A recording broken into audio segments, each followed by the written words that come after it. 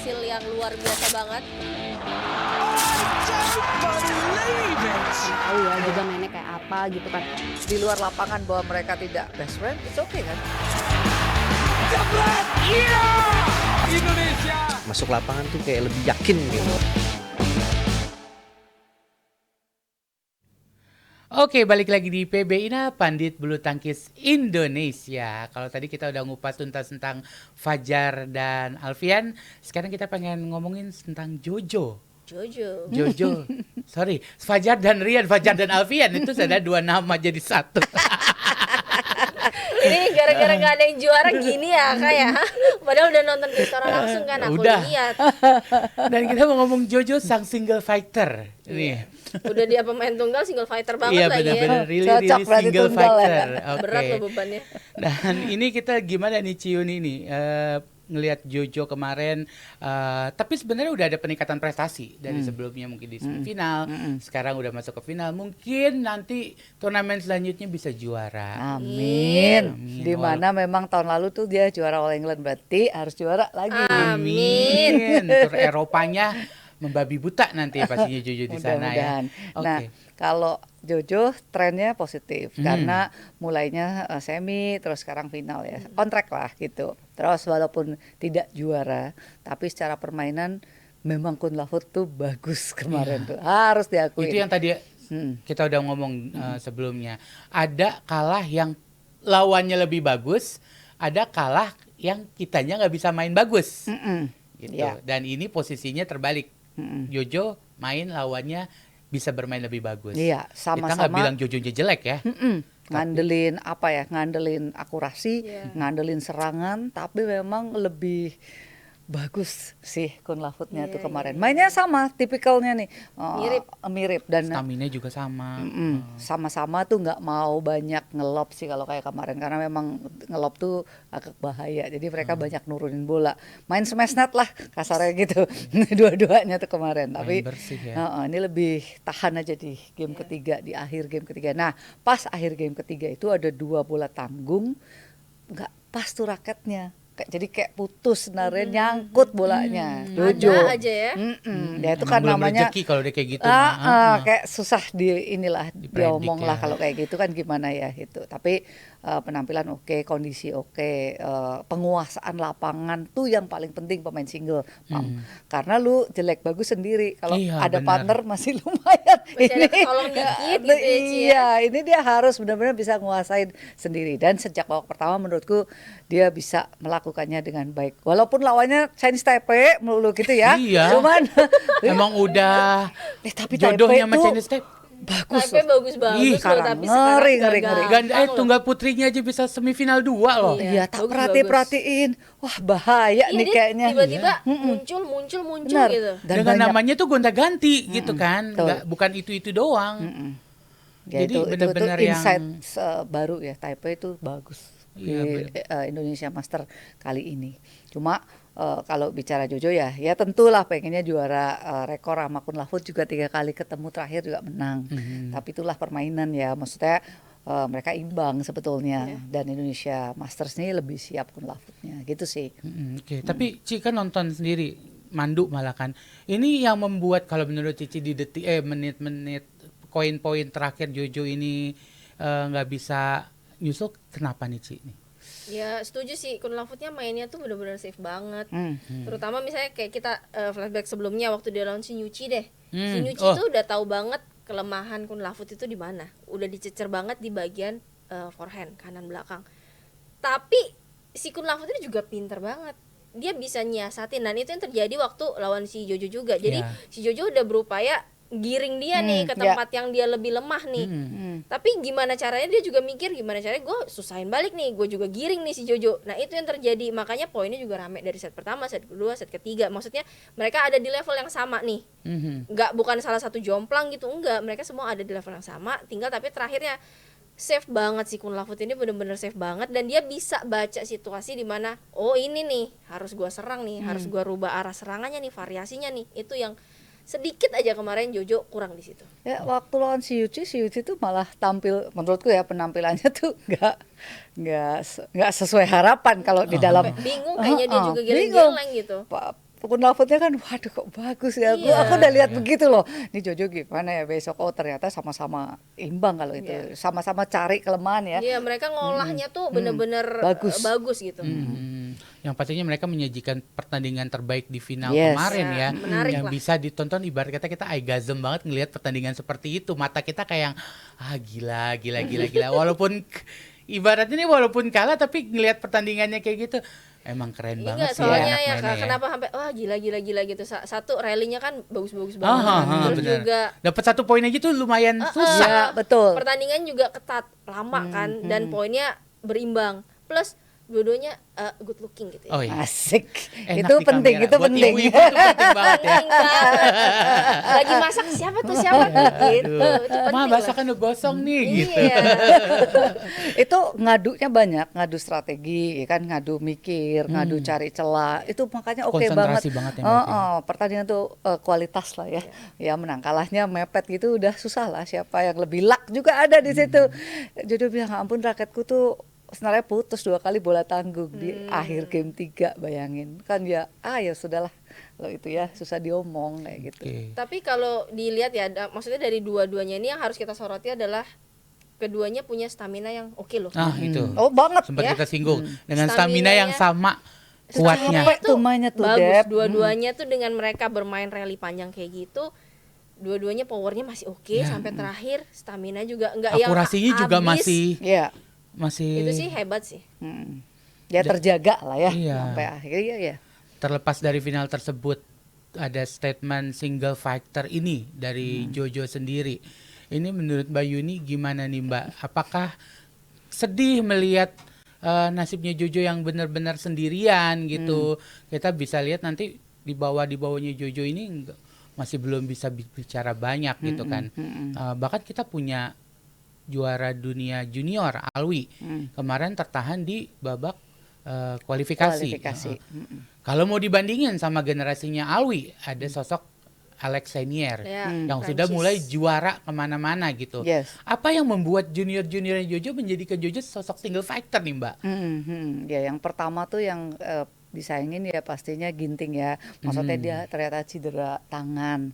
Nah ini juga pengennya ya cepet recovery-nya cepat. Dulu kalau harus diingat Pam, menempatkan Jojo dan Ginting di posisi sekarang really takes time. Mereka tuh harus tanding nggak tahu seberapa banyak untuk mereka berada di sini ya kan.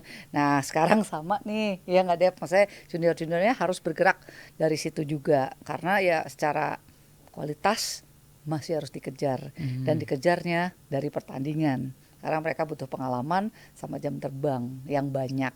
Nah itu yang ya harus dikerjakan saat-saat ini karena kalau secara bakat ya mereka punya modal lah untuk bisa jadi Jojo Ginting selanjutnya. Tapi gapnya ini yang harus segera dikejar biar cepet kan. Karena secara ranking kan juga masih lumayan nih yang harus dinaikin kayak gitu ya, otomatis harus banyak tanding, banyak ketemu pemain-pemain yang ragam-ragam macamnya dengan kehebatannya masing-masing sampai mereka bisa ketemu di titik yang oke, gue super 300, super 500 gue bisa quarter final nih. Itu beda lagi di hatinya. Maksudnya gue udah lebih pede, gue udah lebih yakin, gue bisa naik. Tapi kalau nggak ketemu momentum itu, nah itu kan yang buat mereka belum akhirnya bisa lewat lagi stagesnya gitu loh maksudnya. Di bawah mereka ada sosok Chico yang sempat juara S300 kalau nggak salah ya. S500 juga udah lumayan berbicara banyak.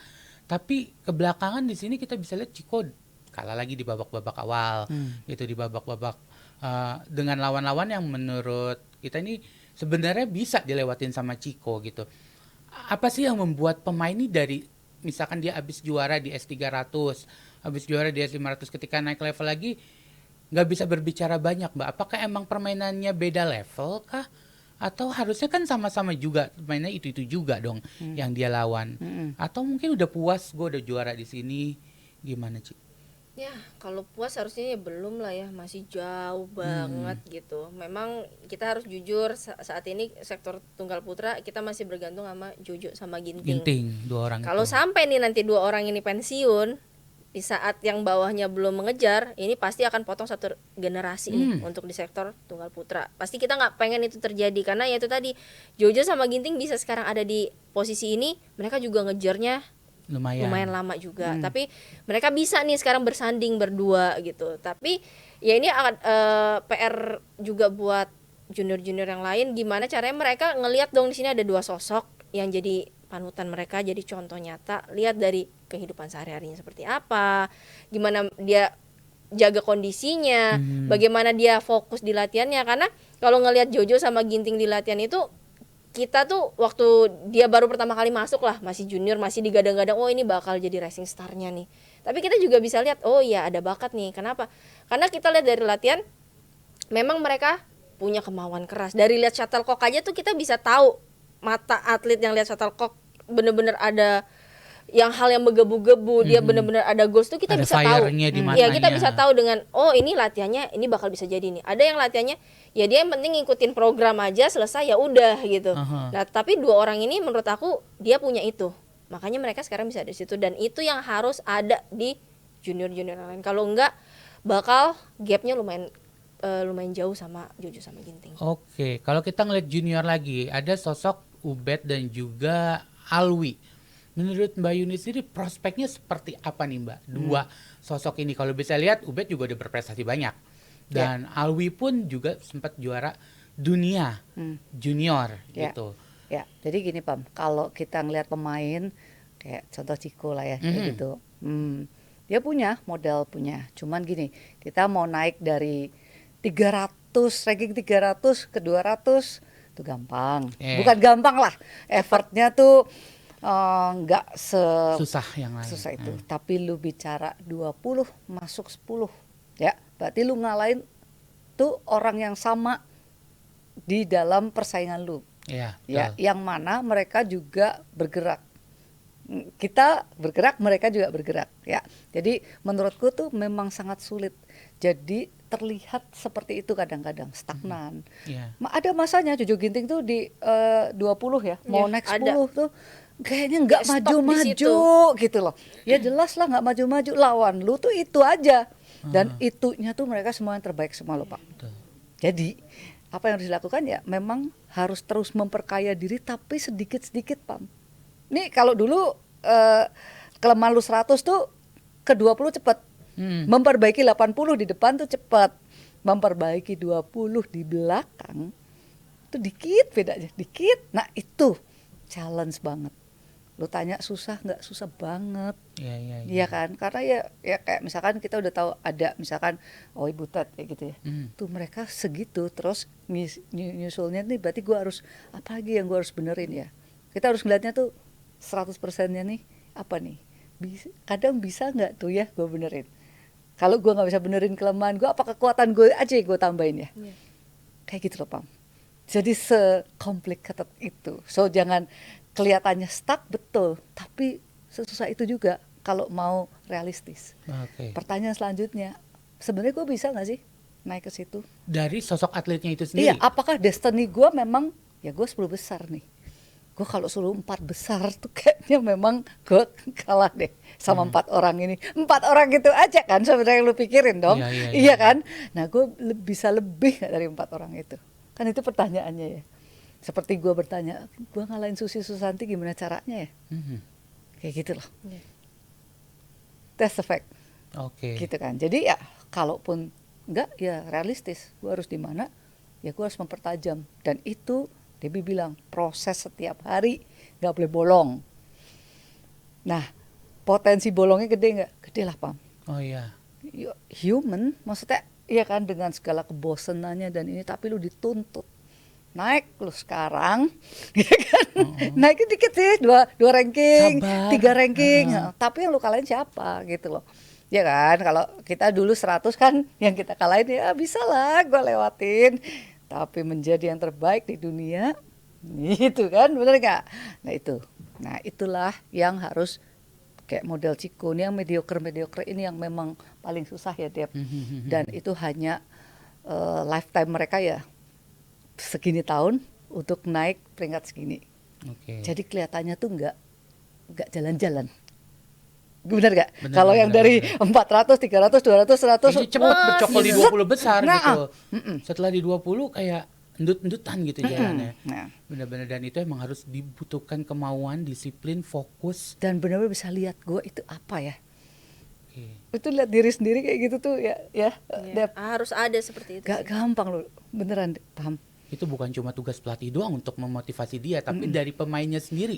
Yakin apa enggak? Iya, dan Sadar kita di mana posisi dia nanti bisa bercokol dari gitu. setiap pertandingan kita lihat tuh apa ya yang gue mesti benerin, kan mesti gitu kan Pam. Oke. Ya kayak kita pernah di 10 besar dunia, mikir loh Pam, 9 di atas gua tuh kayak gini ya, gua mesti gimana. Lu kebayang gak kayak Iya, gitu? iya, Setiap hari lu pikirin, ya kan? Betul.